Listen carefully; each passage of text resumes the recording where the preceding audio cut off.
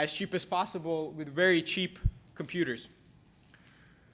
And that's largely because everyone here knows, you can't quite get away with one single machine, one single CPU anymore. You gotta use many machines and as many GPUs as you can to parallelize the hell out of everything. So I'm going to give you a quick overview of Spark and RDDs, which is the main abstraction inside Spark. We're going to make a simple observation and then use that simple observation to go a very, very long way in implementing algorithms from the traditional single core that everyone is used to from their algorithms class to the multi-core distributed environment that Spark is made for. And then we're going to look at a few benchmarks and then I'll take questions. So let's look at what happens in a traditional cluster if you were just a programmer and you wanted to use a cluster. You might think, well, I know sockets. I know how to get one computer to talk to another. I'll just build my own code to parallelize everything. And the problems you would run into there are abundant, and these are some of them. So you would have to split your data across the different nodes yourself. You would have to take however many petabytes of data you have and split it yourself, and then you would need to know where each part of your data is so that the code that's running for a particular part of the data runs next to the data. Because presumably the data is much larger than your code, so you have to ship your code to where the data is sitting. You're going to have to deal with failures, which is inevitable when you have 1,000 machines, even fewer.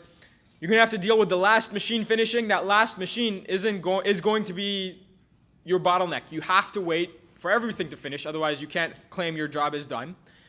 You're annoyed by the fact that Ethernet networking is slow. And most importantly, as KDD researchers, you have to deal with the fact that you have to write many programs, one for each type of machine that you have in your cluster. So you might have to write one for a master machine, one for slave machine, one to keep configurations, another one to make sure all the machines are alive. That is a nuisance. And you just want to think about your machine learning and your complicated algorithms and sort of non-trivial optimization that is already more complicated enough. You don't want to deal with another layer of nuisance.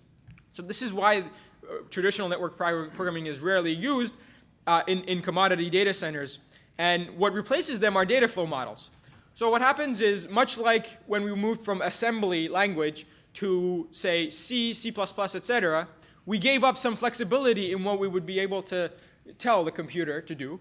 So for example, when we went from one language to another, we could lose gotos, but instead we get loops, for statements and while statements and so on. And most of the things you want to do can be written with for statements and if statements and so on, so you're happy. But then that means that you write your code in a much higher level language that lets you be more productive. This is the same idea. We restrict the programming interface a little bit, and then we solve the problems in the previous slide. And the biggest example of that was MapReduce. Everyone here should already know about MapReduce. After that, Spark came along, made it a little bit easier, made it a little bit more expressive to be able to write complicated machine learning algorithms. MapReduce was a little less suited towards this, and nowadays we're seeing some more data flow paradigms, TensorFlow being one of them, and I'm sure there'll be more and more as we understand what kinds of requirements we want out of machine learning algorithms. So the biggest idea behind Spark is the notion of an RDD. There is this distributed vector. Everyone is used to programming with vectors. Spark provides you with a distributed vector that is fault tolerant and knows how to rebuild itself. And that idea has nothing to do with any particular programming language. Every programming language has the notion of an array or a vector. And then what happens is Spark extends these different programming languages so that you have now a distributed vector where your data is split across many machines in these programming languages. So we have bindings for Java, Python, and R. We do all of our work in Scala and add bindings for the other languages. Now, you can't expect everything you can expect from a regular array or vector from these RDDs, resilient distributed data sets. You get a lot out of them. You get joins, you get group bys, you get intersections, unions, and so on. But you can't expect everything. Like, you won't have random access to any arbitrary entry. That's asking for too much. And that's expected because of all the inherent requirements of running on a cluster. So I want to give you a quick example of an RDD. They're statically typed, much like a lot of vectors in different programming languages are. So if you try to put a string into an RDD of integers, the compiler will kick you long before you send any code to the cluster. So this is already helping the programmer a lot because, well, RDDs support a lot of relational operations. Relational operations, if you know what you're doing, it's fairly the compiler and static type checking gets you a long way towards having a correct program. So if you have static type checking before your code even is sent to a cluster, you can save a lot of time in ensuring correctness. So you're given a handle onto the cluster. RDDs only come about into the world through this Spark context. The Spark context tracks what you do with an RDD so that if any part of it dies, it can rebuild it. You create many RDDs until the one that you want is available, and you can inspect it, save it to disk, etc. RDDs are immutable, but they're not.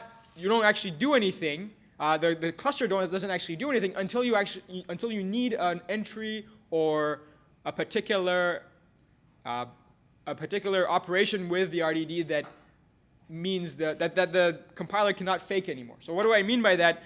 Well, take this operation here. We're going to read in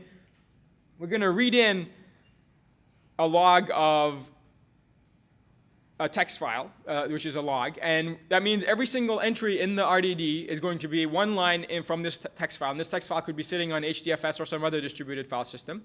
Now, right now, we haven't done anything. No code has been sent to the cluster, actually. So even though we have this RDD is faking it. There's no materialization on the cluster of this RDD. Now, we're going to filter to those lines that start with error, and then we're going to split on tab and take the second entry. Still, nothing has happened because you're not actually asking for anything from the results of your computation. So Spark is faking it up to now. And then, so this is all fake. This is actually not doing anything on the cluster.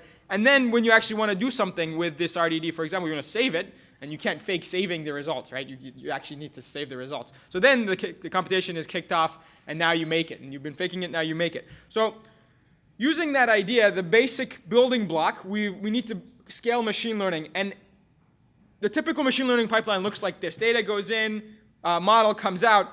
Every single text file that every single text box that I have on this slide is basically an area of research. and so many people go put their lives into scaling every single one of these text boxes. People go put their lives into building distributed file systems. They put their lives into building learning algorithms that learn in a distributed machine from a distributed file system. People build different models because those are that's where a lot of the math goes in. That's where a lot of the interesting work has been happening with, say, deep learning. People need to understand how to put models into production, replicate them so that when you actually need those models, they're available quickly, serving these models, and repeating this entire pipeline. So tuning this whole pipeline is the job of a data scientist, and that might take months of going back and forth between different iterations to get this going. So now we have these RDDs to help us scale each one of these text boxes, and we did. So we built a whole algorithm. We built a whole library of machine learning algorithms using RDDs, which is exactly what you would expect when you have RDDs available. So we have all of the typical algorithms that you want from a machine learning library. And neural networks are the ones that we get a lot of questions about nowadays, and we're mostly there. We have fully connected layers and fully we do have deep networks where the only layers we support right now are fully connected layers. So we are missing, say, convolutional layers. Those are available in abundance in packages. So what I'm telling you here is MLlib, which is shipped with Spark. Then there's a whole slew of packages available with Spark on sparkpackages.org and elsewhere, where convolutional neural nets are supported, all kinds of different neural nets are supported. In fact, there is a whole ecosystem now of deep learning tools on top of Spark. There's like 2 different versions of TensorFlow on Spark, another 3 different versions of Caffe on Spark. So for those of you who are really, really wanting neural networks, there's plenty of playroom for you to try out these different packages. It's just that we weren't quite ready to put these packages into Spark Core and Spark proper and have them be supported by a slew of different people. Usually because Caffe and TensorFlow and so on, those are separate open source projects. We cannot take the responsibility of supporting them. And so we would rather have the connection be these packages that you run on top of Spark, and we will build out the core neural networks that a lot of people care about within Spark slowly and deliberately. what I want to talk to you about is what was the overall theme behind implementing these algorithms. These are all algorithms that you've heard of, but the question is how do you actually rewrite them to use Spark operations, RDD operations? These are relational operations that you're comfortable with from SQL, and the whole premise is a very, very simple idea that goes a long way, and that is that matrices are often much, much bigger than vectors are. So a dense n by n matrix has obviously got n squared entries, and a dense vector, n by 1, only has n.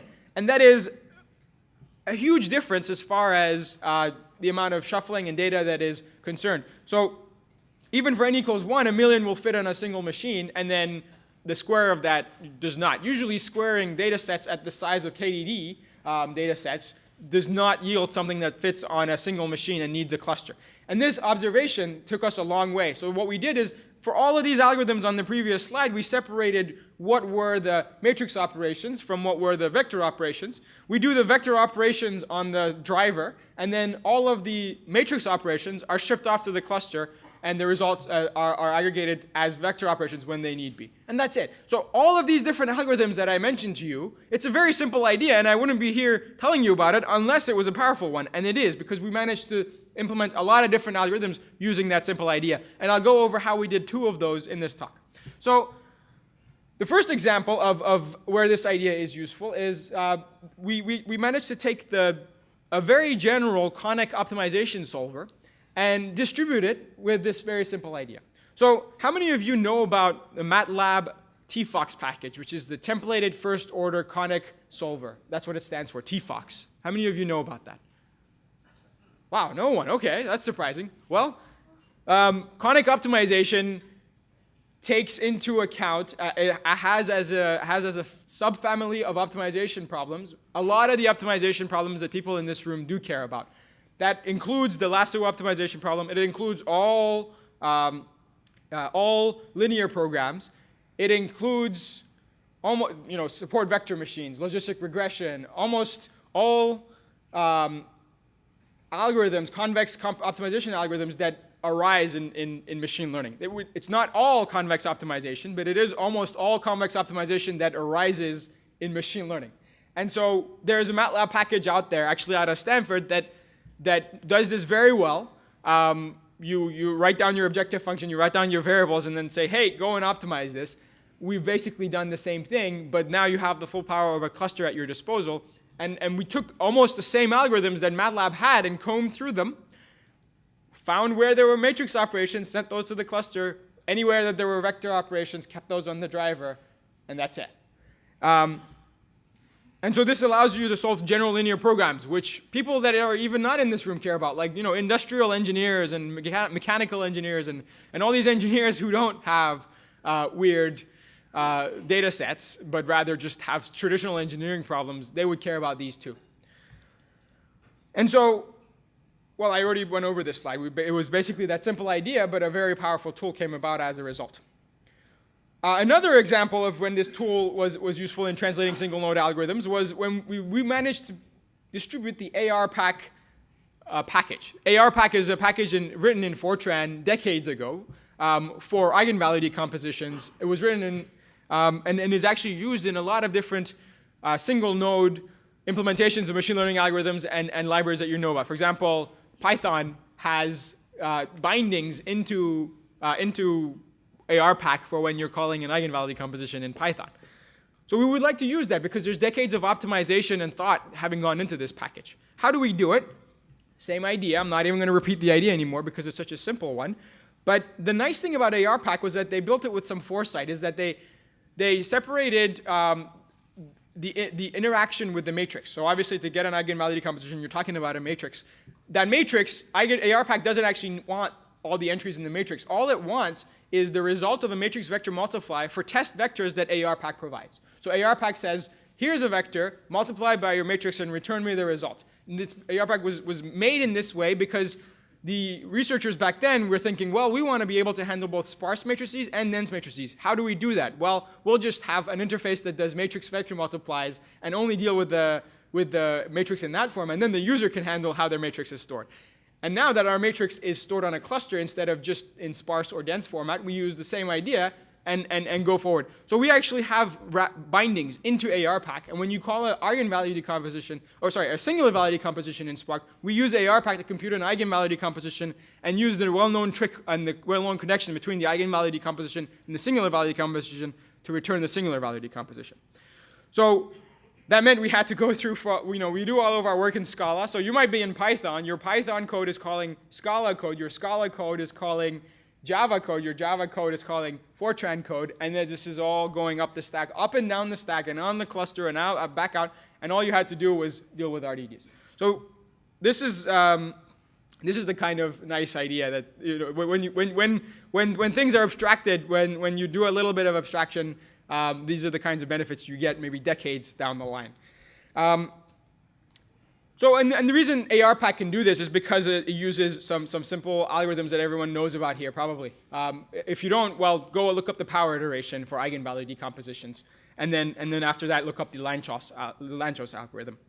So that one update, that one algorithm has taken us a long way, and these are examples, algorithms that we've done. And so when next time you have an algorithm you want to distribute, think about how far this idea will take you. You're going to have to, the idea is simple, but actually doing it is not easy. Because, when you have an optimization algorithm, often there are derivatives involved. And that means you have to go through all of your derivatives and the expressions for them and see where is a matrix showing up, where is a vector showing up, which ones do I send out, which ones do I not send out. That is not a trivial amount of work to do. The idea is trivial, the work required to implement it is not. But it's well worth it because now there's a recipe for turning single node algorithms into distributed algorithms. And so we welcome contributions, and a lot of this work was done by. So I'm here, I give this talk because a lot of I reviewed some of the code, I wrote some of the code, I helped write it, but actually most of the work was done by a large group of people, some of them in the audience, and there are at least 9 co-authors on this paper, and there are a whole lot more people who contributed code. So this is a huge project at this point, thousands of contributors at this point. And so you're very welcome to help us out. Last but not least, remember we were on the JVM. And when we looked at the JVM and how to use hardware acceleration from the JVM, we ran into some problems. So there were no good benchmarks between the different ways you could push down to hardware from the JVM. The JVM doesn't know what hardware it's on. Or rather, the JVM knows what hardware you're on, but the Java programs running on the JVM are not supposed to know what hardware they're on. However, there is a way for basic linear algebra subprograms to be accelerated with GPUs and CPUs. And we needed benchmarks for understanding which of these libraries are best, how do they compare to each other, and we didn't find any. So we actually went out and did extensive benchmarks on how to push linear algebra operations, basic ones, matrix multiplies, matrix multiplies, all local single node operations down to hardware. So this is something that is also a part of the paper that we think is very valuable because a lot of people use the JVM and they need matrix operations, even local ones, in the JVM. So that's sort of the concluding benchmark in the paper. The paper is up. If you're interested in working on this stuff with me, please take a look at our careers page. And I'll take questions now. Thank you.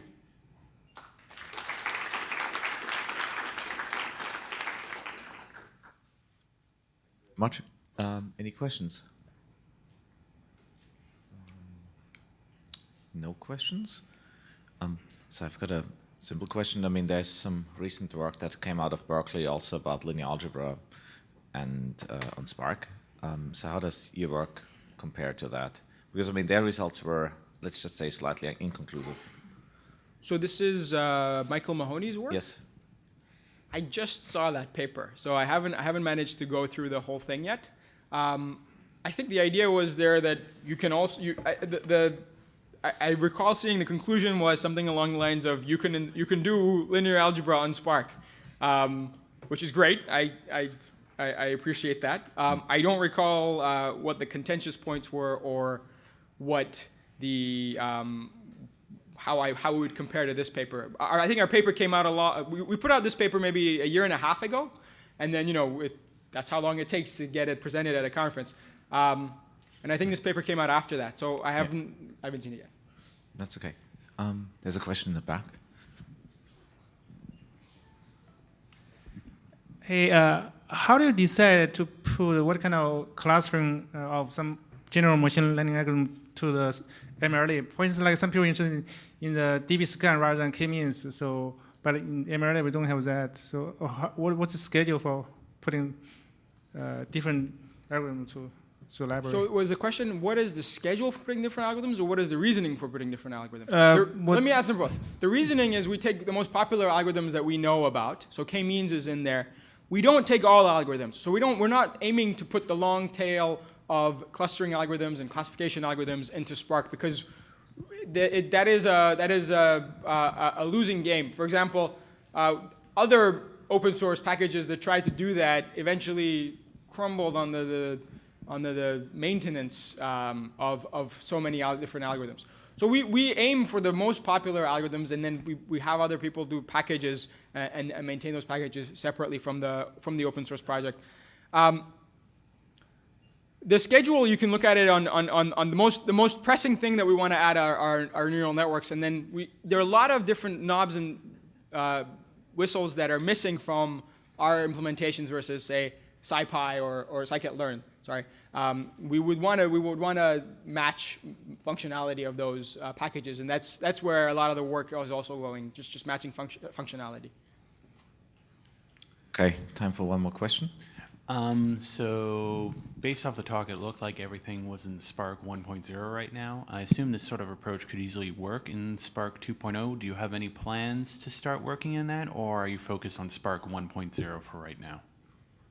So everything I mentioned, is also in. So Spark 2.0 didn't get rid of RDDs, and all of these algorithms are available in Spark 2.0 as well. So Spark ML, which is the main addition onto the machine learning capabilities of Spark as of Spark 2.0, provides you with a language and data frames to string together many different machine learning algorithms. So if you wanted to string together many of the algorithms that I mentioned today, you are able to do that with Spark 2.0. So your question of are you going to put these into Spark 2.0, the answer is they're there already, and we will support data frames and going forward the data sets. They're already supported. It's not like these are separated things. Okay, thank you. Thank you. Okay, so thanks a lot again for the talk.